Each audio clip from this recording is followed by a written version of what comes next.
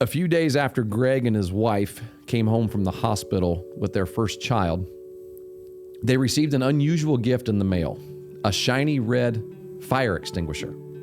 Not a toy fire truck, an actual fire extinguisher. Well, what made the gift especially meaningful was that the sender was Lenore Skenazy, an author, journalist, and New York City mother of two. You may know her as America's Worst Mom. Skenazy's journey to infamy began in 2008 when she permitted her 9-year-old son, Izzy, to ride the New York City subway by himself. Izzy had been begging her for weeks to take him someplace he'd never been before and then let him find his way home on his own. So, one sunny Sunday, Skenazy decided the time was right. She took him along on a trip to Bloomingdale's, confident that Izzy would find his way home and could ask a stranger for help if he needed it. She armed him with a subway map, a Metro card, a $20 bill, and several quarters in case he needed to make a call, and then sent him on his way. 45 minutes later, right on time, Izzy arrived home where his father was waiting for him, and Izzy was ecstatic about his success and eager to do it again. Well, Skenazy published a column about this little experiment in childhood independence in the New York Sun, describing both Izzy's joy and the horrified reactions she received from other parents who heard that she had allowed Izzy to do this. 2 days later, she was on the Today Show, and then MSNBC, Fox News, and NPR. Online message boards were flooded with posts mostly condemning her decision, though some applauded it. Soon, Skenazy was decreed as America's Worst Mom. Ouch. Most mothers would probably be mortified by that nickname, but Skenazy embraced the title. She had given her son the kind of independence that she and most of today's parents had enjoyed back in the 1970s and early 80s, when the crime rate was actually much higher than it is today. So why had her choice generated so much outrage and condemnation? Skenazy realized that something was seriously wrong with modern parenting. In response, she created a blog to explain her philosophy and to call attention to the paranoia and overprotection that have become normal features of American parenting. She called it Free Range Kids.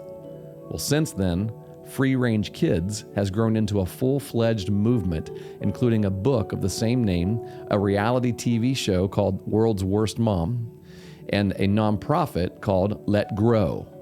And you can go to that website at letgrow.org. The fire extinguisher was such an apt gift coming from Skenazy, who included a note that read, "See, I do care about safety," because the gift represents her message in a nutshell. We should all take reasonable precautions to protect our children's physical safety. For example, by owning a fire extinguisher. But we should not submit to the pull of safetyism. Overestimating danger, fetishizing safety, and not accepting any risk, which deprives kids of some of the most valuable experiences in childhood. My name is Chris Stewart. This is the Coaching Life Podcast, and I'm here today with my friend and co-host, Pat Martin. Hi, Pat. Hey, Coach. And today, we're going to talk about this culture of safetyism. And hopefully, you haven't contributed to it.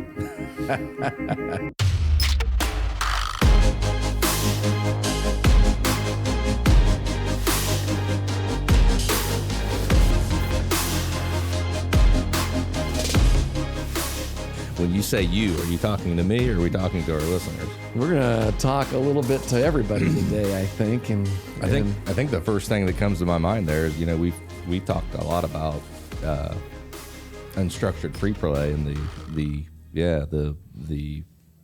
the way it seems like the times that our kids are out in the yard or go to the park or with a group of friends without their parents and are playing something, anything, it doesn't matter what it is, basketball, baseball, tag, right, hide and go seek, whatever it is, right? That doesn't happen as often anymore, it doesn't seem like.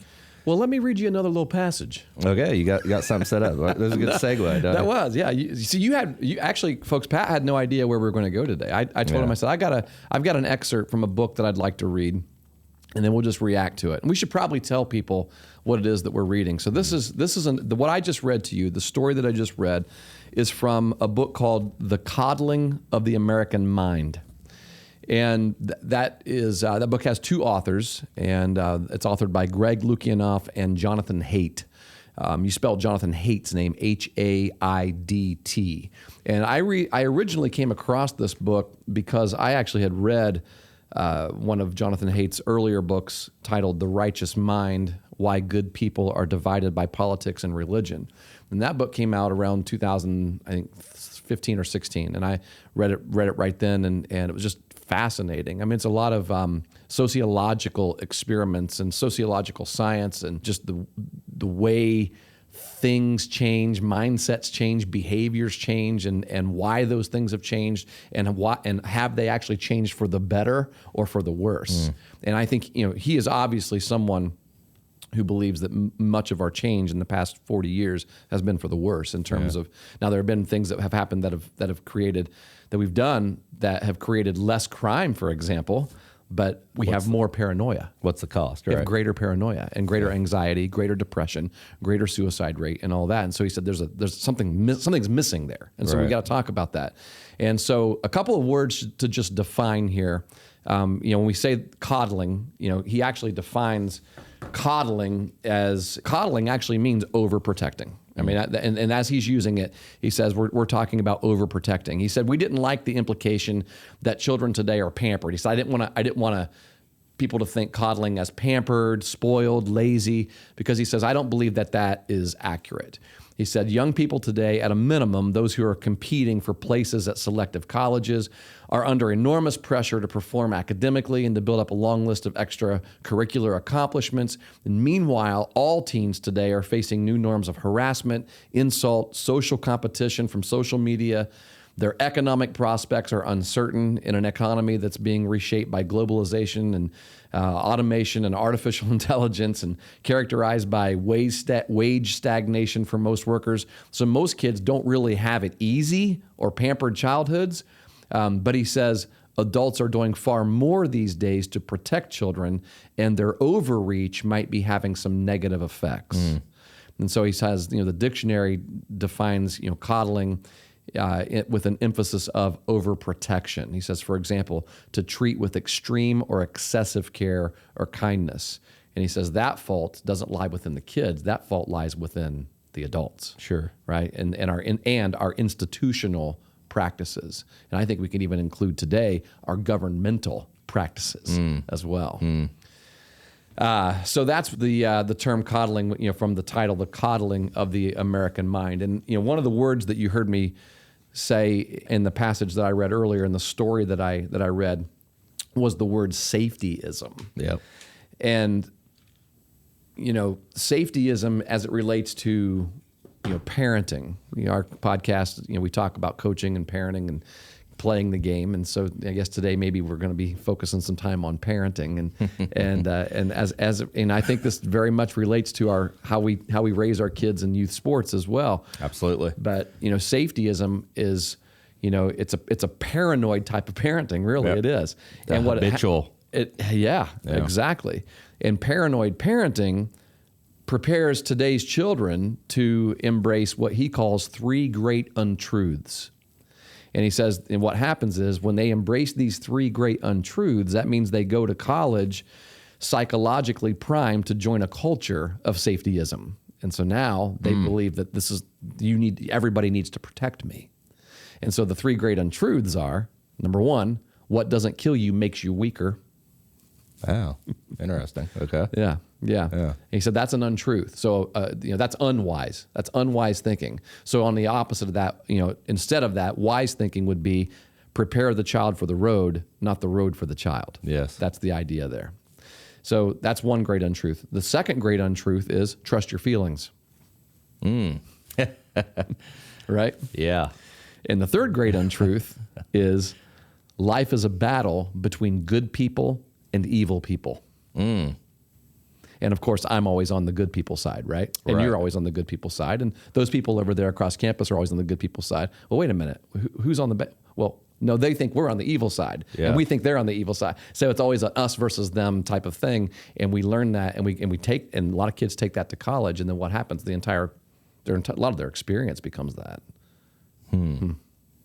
That's a challenging one for me, I think. I think that diving into that one might be a little interesting, but those first two I can definitely get in line with, and it makes a ton of sense. Yeah. We see that every day. Yeah. Especially like you say, don't prepare the road for the child, prepare the child for the road. It's very tricky. It's very difficult. It is. I mean, you take that. I mean, let's jump into one of our common conversations, which is youth sports. Yeah.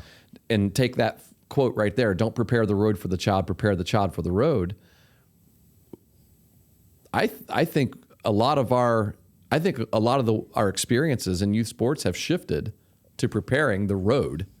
Yeah. Instead of the child. Well, the one thing that's coming to my mind right now, and it's something that I've been guilty of many, many times in my life, is, when we'll just say a player makes a mistake, at times I've felt it necessary. I felt it my responsibility to make sure that they know that they made the mistake, which they already know. Yeah. But B, to have a hand in the way that they're dealing with that mistake. Yes. And that is a mistake, Yes, right? Because you're taking the responsibility away from them. And in a way, even though a lot of times you come off as the bad person, as the butthole, I guess, no, not to use a scientific term there, you're actually protecting them in a way. Because you're not allowing them to put that failure, to put that mistake on their own shoulders. Mm-hmm. Where in life, they're going to have to do that. Sure are. Yeah.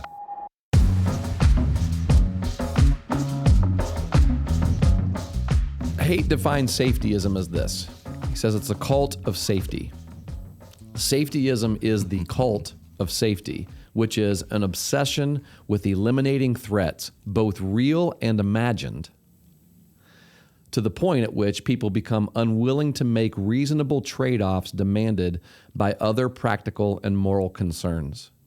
So safetyism deprives young people of the experiences that he uses another word here called anti-fragile. He has an entire chapter where he talks about the anti-fragility of children, that we don't believe that they are. We think that they're very, very fragile, right? And he says that would be a mistake. Their anti-fragile minds need these experiences. Thereby, when we protect them from these experiences, we make them more fragile, anxious, and prone to seeing themselves as victims. Yes.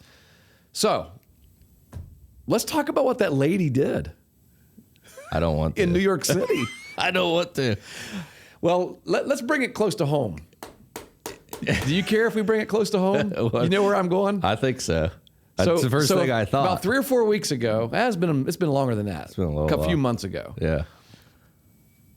Pat and I were talking, and he goes, "You're not going to believe what Maya did today." And I thought, oh boy. Yeah. And because you'd already told me another story of what he did. And so I'm like, well, how could it be worse than that? Right? The spray paint incident. Yeah, right. No, We'll talk about that. We won't talk about that one.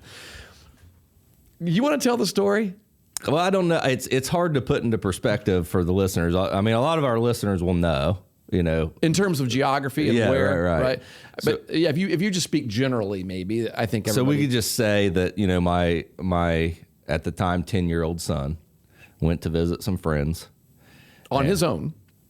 No, he didn't go on his own. We dropped him off. We dropped him off with his bike. Oh, across the river. These friends were across the river. No, wrong. They were in Middleport. They're just in the same. Okay. Near he's visiting. So you took him and his bike with his bike. So right, we're letting him ride his bike in town where there's cars and it's dangerous, right? So that's good. You're probably assuming that his parents are gonna be right there beside it. Right. That exactly. kid's parents are gonna be. We know how it goes, but.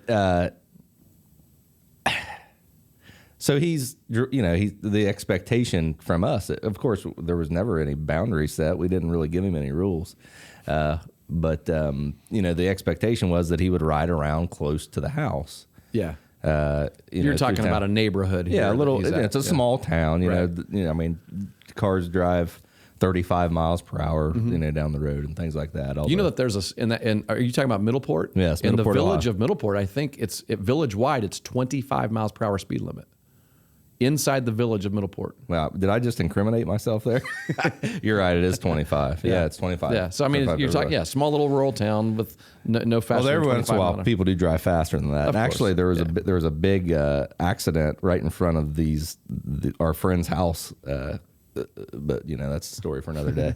So anyway, our expectation is that he's riding his bike around town, and he's with a group of friends.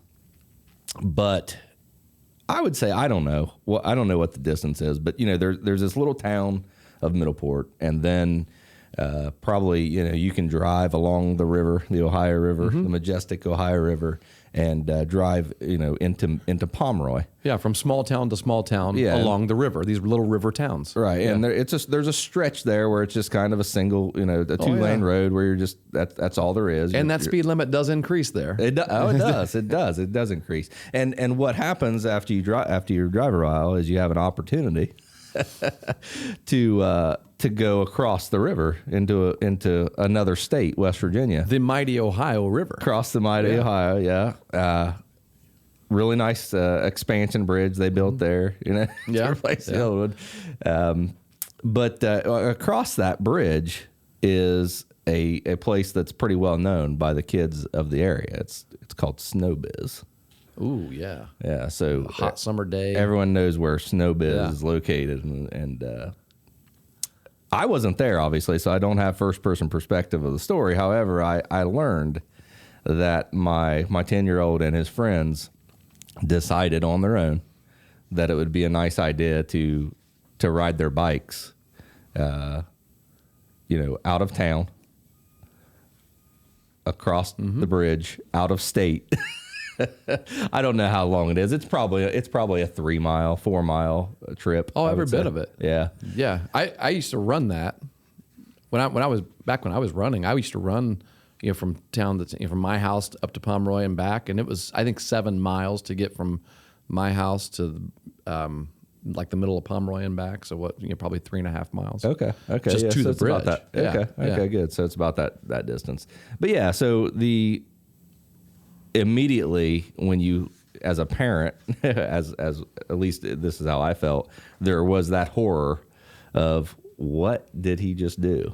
On his own. What did he do? At the same time, I would say that I did kind of snicker about it. I thought it was kind of that's kind of his personality. Yeah, right. People that know Maya would know that he's kind of that type of kid. But at the same time, I think for me, the big thing was, and for my wife Chastity too, we would have liked to have known. And this is the conversation didn't go this smooth with him, trust me. But we would have liked to have known that he was going to do that, or sure, So now let me ask you this: yeah, when you were 10, what year was it? 1991. Okay, so you're born in 81 then. Yeah, wire to wire, baby. Was that 90? 1990. Yeah. That was my first year of college. I graduated in 90, and then went to the Reds, or what? We went right to college, and we were celebrating the Reds there. Sweet. But anyway, so yeah, I would have been 10 in 1982. So you and I are about 10 years apart, or whatever. Yeah. And I can tell you this: there were many times I rode my bike across the old truss bridge. Did you ever ride your bike across the bridge? No, I never. You never rode did do it? Nope. Yeah. No, I did. I did ride bikes in town. Yeah. But I tell you now, I'll tell you something else that I did all the time, and it's weird because I've caught myself worrying about these things, or being concerned, and then eventually just kind of said, okay, just go do whatever you want. Maya likes to spend a lot of time in the woods, and Jake does too. They don't do it a lot, but every once in a while, a lot of times when Maya's friends are over, he'll say, hey, we're going to go up in the woods. And that wasn't something he was initially allowed to do. And by you guys, his parents. Yeah. And I guess it just took me a while to realize that wait a second, I probably spent 3 of 5 days a week, not all day in the woods, but I would go in the woods all the time. Do you ever remember your parents like having a rule or saying to you, you can't go in the woods? No. No. No. Mine encouraged me to go. Yeah, not only that, but it was never, I was gone all day. Yes. And there was a lot of times I would. Without a cell phone. Without a cell phone. Yeah. There was a lot of times I would go out in the morning and not come back until dark. No GPS tracking. You were showing me that app on your phone where you can tell where your kids are, how much battery's left on their phone, exactly where they're at, and all this stuff. I'm like, that's true. Wow, have times changed? Yeah, my parents had no idea, and it wasn't that long ago. But here's the thing. Yeah. Izzy in New York City in 2008 was 9 years old. Yeah. New York and City. His mom said, "Yeah, sure. I'll take you down to Bloomingdale's, and here's a subway pass. Here's a map in case you get yourself turned around. Don't be afraid to ask somebody." Yeah. That makes me anxious reading about it. Yeah. Yeah. I mean, that's probably not something I would do. I will tell you this: the author of this book, Jonathan Haidt, practices this. He lives in New York City, and he has told stories about how it's been his regular practice ever since his child was 8 years old. He'd give him money to walk to the corner store and buy some candy or buy a loaf of bread, something, and come back to the apartment. Yeah. And he said there's a temptation to want to sit there with binoculars and watch his every step, but he said I at first I had to fight that off, but he said now it's just. And the argument that he is making is that it's for the benefit of the child. There is risk, obviously. I don't think nobody is saying that there isn't risk involved in that. But there's more imagined risk than there is real risk. Absolutely, without a doubt. Absolutely. And he actually, and this isn't something, and I we would have to read the entire book to be able to give everybody the full story, the actual research and the statistics and the numbers. I mean, he does go really into great depth about that when he says that the crime rate and the actual risk, not the perceived risk. Our perceived risk in 2021 is much greater than the actual risk is, of course. But he said, I think back in 1971, the actual risk was much greater than the perceived risk was. Right. So he said, somewhere we got to land somewhere in the middle with our children in the world, or we're going down a really, really difficult road to get them out of. Yeah. Yeah. Yeah, it's interesting stuff. At what age did you allow your kids to stay home by themselves?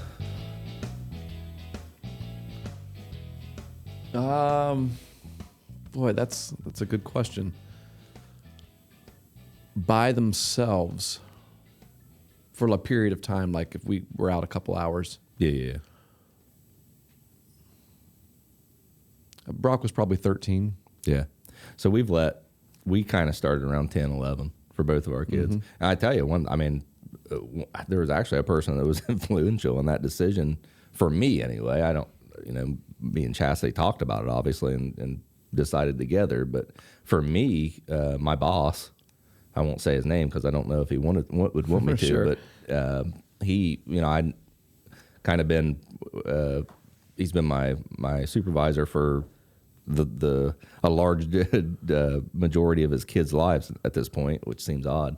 But he was telling me, how he and his wife obviously make it, made it a point to allow their kids to do things like that for this same reason. This idea of safetyism, and he was an individual that grew up and spent a lot of time. His mom put a lot of responsibility on him, and had him take care of himself a lot of times, so that he was prepared for for life as he went on, and right. he continues that kind of same technique with his kids too, and that got me thinking. I think that was the first time when he was telling me things about his kids that I thought, yeah, we're probably being a little bit overprotective. Mm-hmm. There's an interesting fact that the authors make about the demographic where this tends to happen more often than not. And I think for the sake of our listeners, we might have a lot of listeners on our, from our podcast that go, yeah, this isn't that big of a deal to me. I mean, my kids. I'd be interested in knowing that. I wish we could give a poll to everyone that listens to see. Yeah. Because one of the things that they say that the authors say is that this is actually a much, much greater problem among what he calls elites, upper class elites. But he said when you get to lower middle class, and especially lower middle class, where people are forced to have to take more responsibility, he said it's interesting to see how as they become adults, they may not have the same education and the same resources, and they may not have had the same kinds of supports, but positive or negative, I guess, depending on how you look at that. When I say the word supports, as when they become adults, they actually have become a little more. They become wiser in the ways of the world and how to navigate the world. Yeah. And I think that I'll be quite honest with you. That's one of the reasons why I'm really thankful that I live in a rural area. I did not see myself, because of being a person who grew up in a rural town, small town, hick town, river town, as somebody who would ever want to stay there. That my desire was when I graduated high school, I was or when I graduated college, I was going to go to the city and live in the city. Well, I did. Yeah. And I really loved it, really enjoyed it. But since I've moved back, I've grown to appreciate it much more. And I think some of the things that I appreciate about it are these things that we're talking about. Yeah. Your kids have more opportunities to experience these things. But here's the thing. It doesn't matter where you live. Their opportunities are the same. It just depends on what you as parents, what kind of rope you give them. Exactly. And I think it's easy to look at the big things. I'll put that in quotes, the big ideas that we're talking about and say, wow, that doesn't really bother me. But I think you have to evaluate how you parent every day. And that leaks into, the coaching life that we talk about, and how we as adults, as coaches, as parents, respond to the challenges that our kids face in sports. Yes. And they vary, their relationship with their coaches, their relationship with their teammates, the fans, how the fans treat them. I know that Meg's student section got some bad publicity recently because they hurt somebody's feelings for the other team. They did. They were. Boy. I'll just say this: Athens was told they weren't allowed to hold newspapers up years ago. No, in a basketball game. No. Yeah, that's rude. That will end this episode of the Coaching Life. Really, I'm not kidding. Yeah, no signs. In fact, there were signs like fun, just fun signs. We're hurting too many people's feelings, Pat. I interrupted your Meg's story. Let me say something. I think it's time we had a talk. The difference. First of all, let's just talk about newspapers. The Megs fans were turning their backs on players as they're being introduced and saying they suck after they said their name, which I agree. It's a little over the top. However, the verbal part, I'll go with that. I'll go with the verbal part. You suck. Let me just say this though. Don't go to an OU hockey game. Right. Yeah, I've heard some stories about that. But everything they weren't allowed to do in high school, they do at OU hockey games. Yeah. They let it out there and more. Well, I know from experience, because I've been a part of a student section at times. I took great pride in it, and we were rough. But I want to just say this. There's a difference, and the difference is this. I want everyone to know this. I was not a elite athlete by any stretch of the imagination. I was not a great basketball player. I always tell people that I averaged about 8 seconds a game and led the league in traveling my freshman year.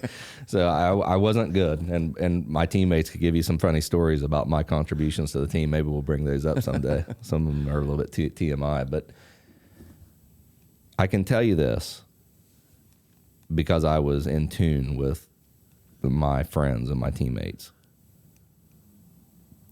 And I say this because it's something that I've observed over time being a coach of kids in this era, I guess I'd say. When I was in school, we loved that type of stuff. You're speaking as players on the court. Yes.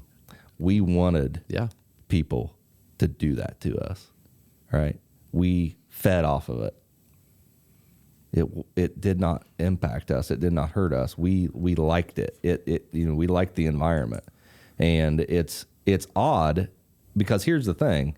You said a little bit earlier about the fragileness of kids, and it's not. They're being told that they should be fragile in those moments. That's exactly right. Yeah, because if nothing was said, the administration thinks they're protecting the kids on the court, don't they? Yeah. The bureaucracy of safetyism is what you're talking about. Yeah, and right I'm now. not saying Meg's. We should speak generally. Right? No, it's not just Meg. It happens everywhere. Just to clarify too, I don't know that the students got in trouble. It was posted on Facebook, and people were complaining about it. Also, groupthink comes into play, right? At that point, so it offended some people, and I get it. Okay, it's good. But my point of this story, folks, you're choosing to be offended. Stop choosing to be offended. Okay, we can do a whole episode on being offended. The whole reason I bring that up, one, is because you said they weren't allowed using newspapers, and that's to me, if you're not using this 2021 Pat Martin coaching life, if you're not using newspapers in the student section, then why do you even have a student section? Right. Bring those newspapers, folks. Bring those out, and you could do it. Hey, I'm going to be. The plan is that I'll be an assistant basketball coach this year for Meg's JV and freshman. I'm talking to every school in the Tri-Valley Conference right now. I will be disappointed if your students do not have newspapers when they bring it, baby, bring them out. Yeah. So, but it's things are changing a little bit, and it's not the kids, because the kids don't know that. And the reason I say it is because I didn't know it. I didn't think about it. Yeah. I just thought, oh, really? We suck, huh? Okay. Let me show you. Let's go. Here, what's this note say? And by the way, what's this note say that I just wrote? So Coach holds up a note here that says Joe Burrow fuel. I'm telling you, you said that you wanted it. Yeah. You fed off of it. This guy right here, all through as the high school seasons went on with Joe, and he got better because his opponents and all the student sections got larger. And they wanted to see him fail, but it just wasn't going to happen. Not in high school, wasn't going to happen. And so I'll tell you a story. I've got one too. When they went to Fairland, which is a small river town, a couple hours away, same river, but just a couple hours away, and kind of a gritty, just a different kind of grit group of kids at that school district. When they showed up at Fairland, this would have been Joe's junior year, I believe. It may have been a senior year. Yeah, I think it was a senior year, because they beat everybody by like 70 points that year. Right. Well, in a half. Fairland had a pretty darn good team that year, and they still do. The Fairland competes pretty well in football, and they felt like they had a shot. Yeah. Everybody that felt like that. Yeah, Up until the state semifinal, everybody that felt like that realized quickly you don't have a shot against this team. Well, their student section showed up before Athens bus got there. They had planned. You could tell they had planned. And the reason I knew this is because I was doing charting and stats, and I kept the little iPad stuff for them and everything. And I got down there early also because I got me a local pizza and was sitting there in the parking lot and doing my own little tailgate and eating pizza. Where was that pizza? I can't remember what it was called. It was good. No. It was good. I had a friend that lived down there and said, "Oh, you got to try this pizza." Okay. And so I got it, and it was good. But so I get there and I see the Athens bus pull up, and the kids all get off and they walk.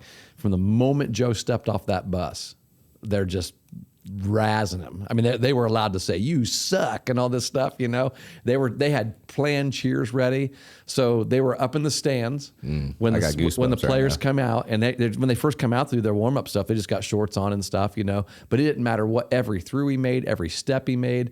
They were just razzing him, and you could just see. I mean, because he didn't ignore it. He looked up at him. He'd look up at him and smile, blow kisses at him, say, "Bring it on." You remember the pictures of him at LSU waving at those fans? Yeah. Like I don't remember which team it was. One of the teams that they beat, and because the fans were it was maybe in Texas. Was it Texas that said they were going to? Did they play Texas? No, it was in the championship, wasn't it? I don't know. I don't remember. But yeah, anyway, it was one of those things that you just knew. Oh man, you kids don't know what you're doing. And so as soon as the game started, it was just torch after torch after torch after torch. And I remember asking one of the coaches afterwards. I said, "I'll bet you he didn't want to lay off the gas, did he?" He said Joe wanted to stay in all 4 quarters. Joe was never in the game in the second half. Right. He played the first set of downs in the third quarter, and then they took him out. As was typical for most of the games. He was wearing that shorts year. and T-shirts. But they said he wanted in. He said he wanted 100 points against those guys. But that was they lit that fire. Yeah.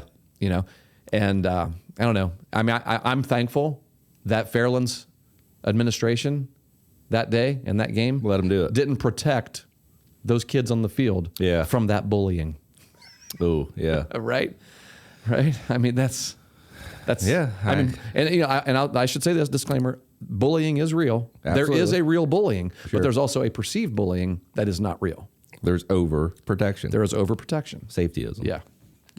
Yeah. And don't you think that moment has prepared Joe Burrow for his life as he stands right now? I would have guessed so. I would think so. I would guess so. Because guess what? There's no rules about what fans can say to you in the NFL. There's really not in college Social either. media, journalists. I mean, just fanatical people. Absolutely. Yeah. Yeah, definitely. So yeah, you better be able to take it. handle You it. better be, and how are you prepared to handle it? It's not by removing yourself from the situation. It's by Right. handling it. Yeah, It's by experiencing and it. not by expecting somebody. That's us talking to parents, administrators, and adults. It's not by removing them from the situation. Right. And then as kids, it's not by because the more we remove kids from this kind of stuff, the more they expect it. Well, it's a learned behavior. Yeah, the more they like we said earlier, but when we read the definition of safetyism, the more that they are they become fragile and anxious and prone to seeing themselves as victims, and then they become to expect you to protect them from all these things. Right. We're not saying there's obviously things we need to protect our kids from. Of course, those aren't the things we're talking about. No, we need to evaluate that stuff. We need to think about it just like we think about anything else. We need to the immediate response can't be, "Oh, let me save you. Let me take you out of this situation." And unfortunately that is the case, and I can say that's I've had to fight that as a parent. It's not it wasn't because I was taught that. It's because parenting's hard. Yeah. And you love your kids and you want to protect them. Right. It's a natural feeling to want to protect them, but you have to be cognizant of the fact that if you overprotect them, you're actually endangering them. Mm-hmm. That is without a doubt. That's the truth. Yeah, it is the truth, and it's tricky.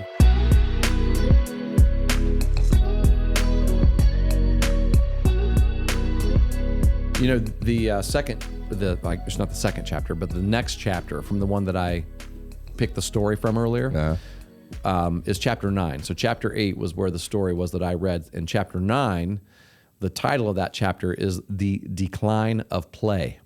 Yes. And so we're talking about children again. And, we have talked a lot on this podcast about providing opportunities for our teams and our kids to have unstructured, free play. And we've talked about it, the benefits of that from a skills standpoint. From, our focus primarily has been how it will help you be a better player, right? But there's a larger focus also that I think is very important, and that is how allowing our kids to have some unstructured free play can help them to be better people and more, better able to navigate the trials of life and some of the adversities that they're going to face eventually. Well, one of the things, I've done some unstructured free play in some of my practices. And one of the things that you always hear from the parents, from the fans, is that, well, okay, who's going to be the umpire? Right. because Don't allow them to be. Well, you got to have an them. umpire coach. I mean, who's going to make sure everything goes right? You know what I mean? Yeah. And that's what you're talking about right there. Yeah. Let them figure it out. Let them figure it out. Yeah. Yeah.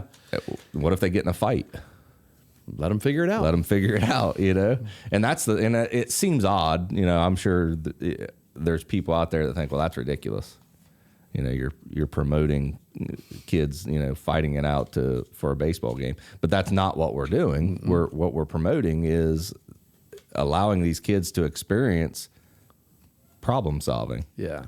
And it's communication. Communication is so bad right now. That's horrible. It is absolutely horrible, and it's probably at least accounts for half of the problems in our society. But a lack of communication or bad communication is a huge problem, and it continues to be. There has been, and it continues to be, and it's because we have this mindset like the good versus evil. Maybe this is where the good versus evil comes in, because if someone doesn't agree with me, they're wrong. Exactly they're bad. In. Right? That's exactly what he's talking about. Yeah. And that's just not the way it is, and so that fits into the cancel culture that we have, where a person makes a mistake and they're completely written off, if someone doesn't have the same perspective that I do, then they're not as good as me. They're not right. Oh, that's exactly the us versus them mentality. Yeah, that's what he refers to when he says that life is a battle between good people and evil people, that's a misconception. Yeah. It's an untruth. And that is, we define evil people as people who disagree with me. Yeah. And that's why we can no longer have, just honest. Can't have honest conversations. And conversation. Because you're either afraid to be wrong, or you can't accept someone being right. Right. Yeah, that's where we're at. You can't win that way. So that's why the community. That's why it's so easy to be misinformed about things. Yeah. It's so easy to not hear everyone, all sides of the story, because we don't want to. Mm-hmm. We refuse to. Mm-hmm. Let me read you some things here about free play that he talks about. Okay. Because it's not just something that you and I speculate about. There really has been research about this. Yeah. I mean, and he talks about that. So research on play has increased rapidly since 1980, he says. Evidence for the benefits of play is now very strong, and there's a growing body of scholarship linking play deprivation to later anxiety and depression. And so he actually quotes one of the studies from this research, from some of his reviews of some of this literature. He says, here's a quote.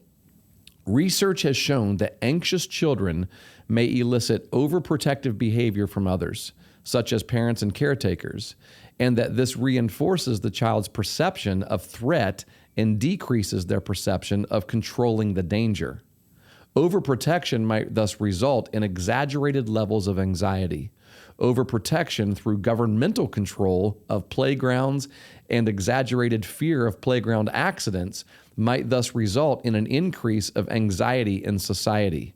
We might need to provide more stimulating environments for children rather than hampering their development. We might need to provide more stimulating environments for children rather than hampering their development. And so, Haidt says the decline of unsupervised free play, including ample opportunities to take small risk, is having a tremendous negative impact on children. And so then he goes into talking about free play, actual unstructured free play, like you and I talk about a lot. He says, Peter Gray, a leading researcher of play, defines free play as activity that is freely chosen and directed by the participants and undertaken for its own sake, not consciously pursued to achieve ends that are distinct from the activity itself. So he says, piano lessons and soccer practice are not free play. Right. But goofing around on a piano or organizing a pickup soccer game are. So he's talking our language here. Yes. Gray and other researchers note that all play is not equal. Vigorous physical free play, outdoors and with other kids, is a crucial kind of play, one that our evolved minds are expecting. It also happens to be the kind of play that kids generally say they like the most. Yeah. There is also a good case to be made for the importance of imaginative or pretend play, which is found not only in less rambunctious kinds of indoor free play, but often more so in rough and tumble outdoor free play as well. Gray notes the tendency of kids to introduce danger and risk into outdoor free play, such as when they climb walls and trees or skateboard down staircases and railings. And then he quotes some of this literature here in this research, and I'll finish with this quote. He says, "They seem to be dosing themselves with moderate degrees of fear in their play, as if deliberately learning how to deal with both the physical and emotional challenges of the moderately dangerous conditions they generate. All such activities are fun to the degree that they are moderately frightening. If too little fear is induced, the activity is boring. If too much is induced, it becomes no longer play, but terror. Nobody but the child himself or herself knows the right dose."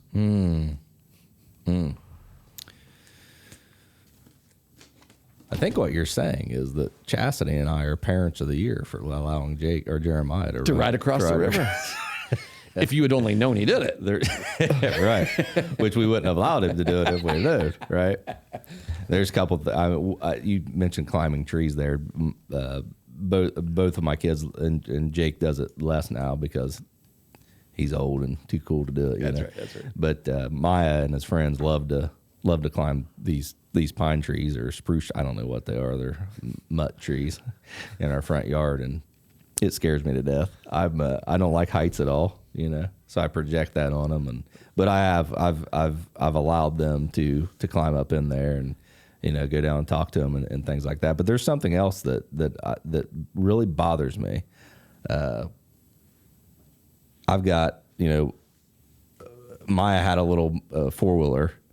So he, now I remember you sent me some videos of him on that thing. And now we've got another one. But his friends, he's got. I think not to forget anyone. At least 3 kids that Jake and Maya have spent a considerable amount of time with through sports and just hanging out and things like that. And these kids ride motorcycles a lot, and they go to races and. They'll race at the county fairs. And when I go down and watch these kids race at these fairs, I am terrified. Yeah. Panic stricken. One of them actually won his race at the fair this year, but on one of the jumps, he kind of lost it, and his head came real close to it, and it looked like he was going to flip it. Sure. And I bet you my heart rate doubled. Sick to my stomach, shaky feeling. I'm just scared to death. And his dad is just like, Well, his dad knows he's prepared for that, and in the same way your kid's prepared to take a football hit. That's true. You don't have that same feeling there. I wanted to bring it. No, and here's the thing. I actually talked to this guy this weekend when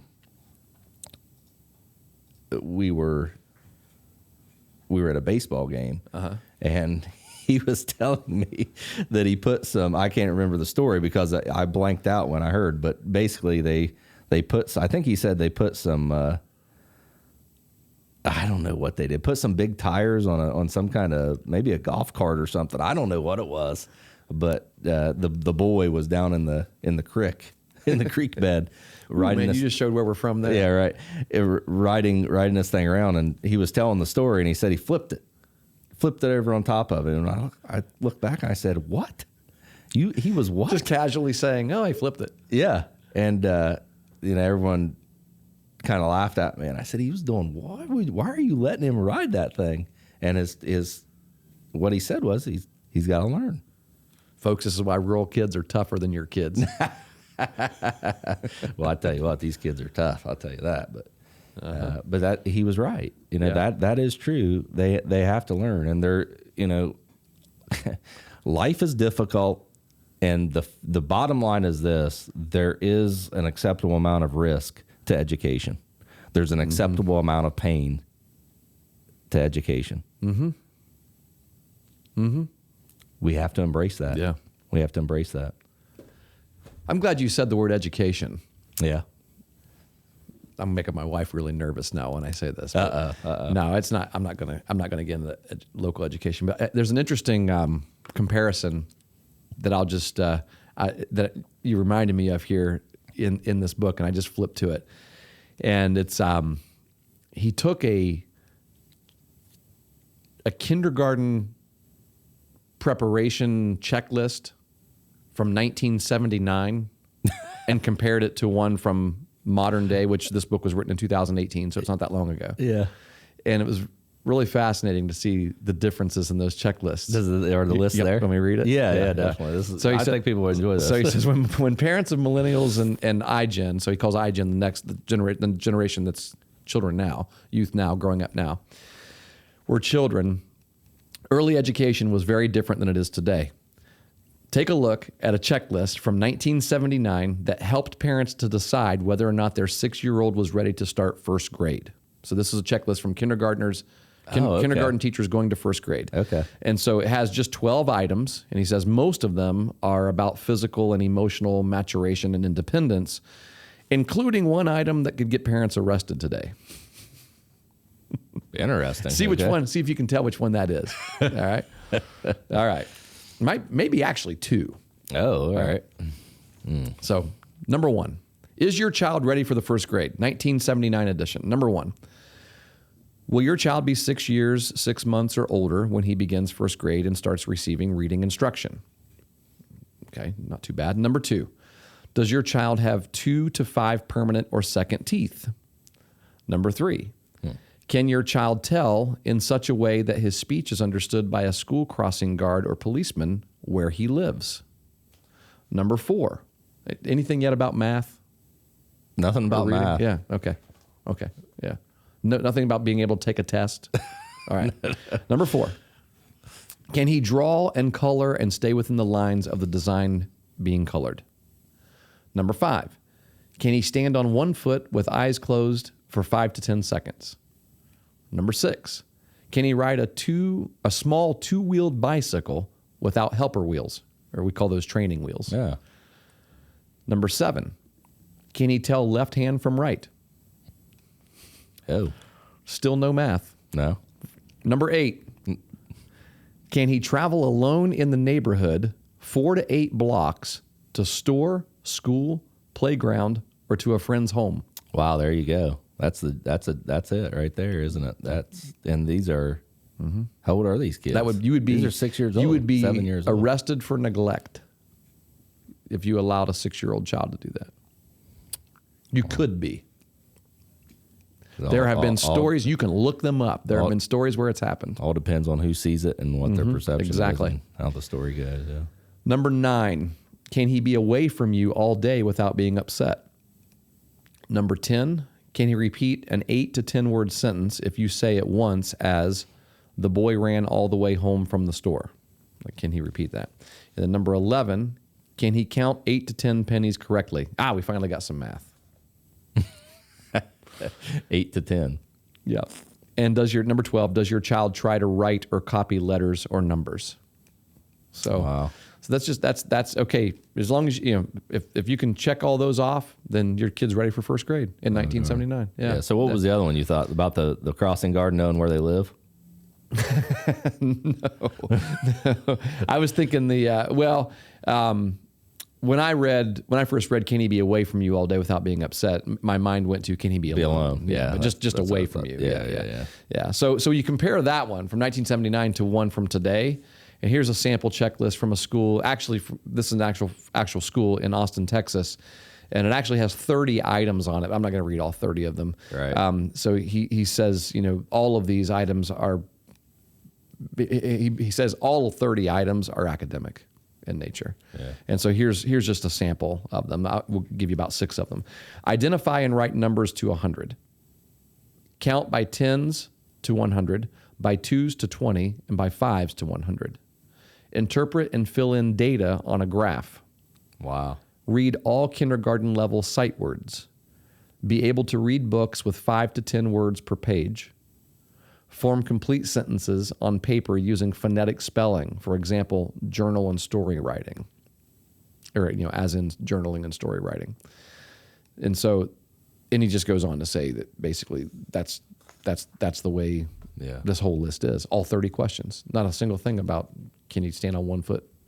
Yeah. And has he ever had a conversation with an adult, be able to say, this is where I live, a crossing guard, things like that. I mean, there's no socialization, there's very, very little, I think, very little attention being paid to the importance of the socialization aspect of our kids' maturity. Right. And we see that today because we're so quick and easy to pull them out of school, for example, and to throw masks on their face and to say that we're protecting you, from and we think about, okay, maybe we are protecting them, but what's the risk reward here? I mean, what's the greater risk? And there's a good 2 or 3 chapters at the beginning of this book. I highly recommend everybody read this book, but there's a good 2 or 3 chapters at the beginning of this book that is devoted to the effects that staring at screens have had on kids when it comes to socialization. Yeah, I looked up Jonathan Haidt on Twitter, and his first 3 tweets I'm captivated by them already. But the first tweet that he has it pinned there, is about the impacts of Instagram on teenage girls, particularly girls. Yeah. Well, we've seen Facebook has validated the fact that their algorithms have actually contributed to that. Yes. Yeah. I'll tell you what, that pisses me off. Yeah. I mean, to no end. I mean, if we're being overprotective, we have a company here, telling us that they know that things that they're doing has negative impacts on our kids. Yeah. I guess as today's parents, we're overprotective about some things, but not other things, right? And is that what we're saying? Yeah. If you're going to be overprotective, take that thing out of their hand. Right.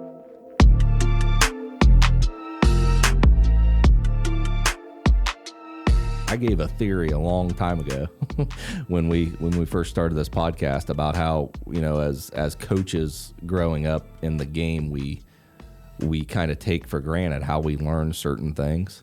Mm-hmm. And so we don't focus on teaching our players those things because we just assume that they'll learn them in the same way that they learn them. But we're taking the opportunities away from them to learn those things that we expect them to know. And I think that definitely carries over, into a parent-child relationship that those lists that we just compared there.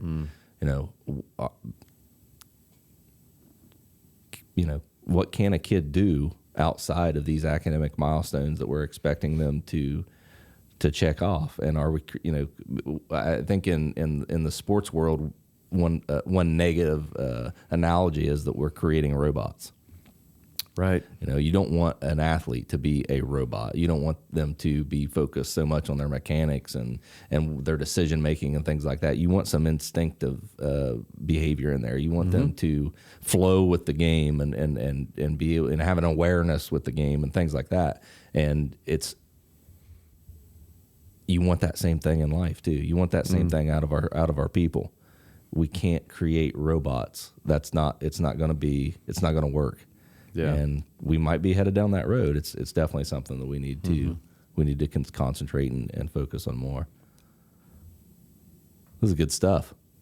Yeah, it's a little deeper, a little different kind of conversation that you and I have had, but I thought it was there's some relevancy to it regarding what you and I do talk about a lot of the time, but I really think that there's without a doubt relevancy to it with every person. So if somebody happens to come along and listens to our podcast and they're not as much of a sports person, they might find this particular episode a little intriguing or maybe infuriating. I don't know, depending on your perspective. Well, and I would say this: good. Either one of those. Good. Reach out to us if if anything you heard on this podcast, you listened to us for the first time, and because we always say it's a conversation, but it's important to me to promote that idea of talking about our differences.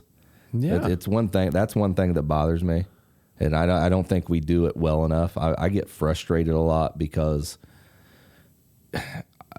I feel like I definitely have my own views, but I see how other people can see things, and ultimately the way we get on the same page is to talk about it. Sure. We keep our opinions separate. Well, and I think one of the problems there is we tend to think that being on the same page means either you being on my page or me being on your page. Absolutely. That's Yeah. not the page we're talking about. Right. Yes. We can get on the same page somewhere in the middle by saying, okay, we disagree on these things, but there is some common ground there somewhere. Yeah, There right. is. I mean, there are a lot of people that I look at them and I read what they write and I hear what they say and I see the way they behave and I think to myself, I don't know that I've got anything in common with that person. But I'll bet if we spent some time in the same room, 1 hour, just 1 hour, I'll bet we could find something. Yeah. And we will not, the less conversations that we choose to have face to face. I really think it has to happen face to face.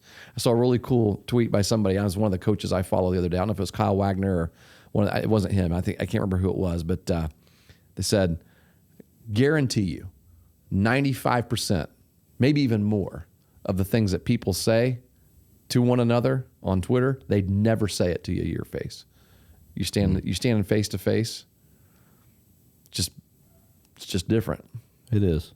It's different, and it's more also human. It's also different face to face when it's just you and me in the room, not me and a crowd and you standing there, because that's a little easier also. True. Right? Yeah. But we just go and sit down and talk. You see that with journalists. You see it. You see the way that their body language and their demeanor sometimes is different when they're speaking with somebody in an interview one-on-one that that they don't like or they don't agree with, but they're having a candid conversation. A candid and also a cordial conversation. And you're thinking, that's the same journalist that I see some of the things that they tweet, and I bet they're not going to say those things right now. All right. No. We're pretty big and strong when we get behind a keyboard sometimes. Keyboard warrior. Mm-hmm. That's true. Yeah.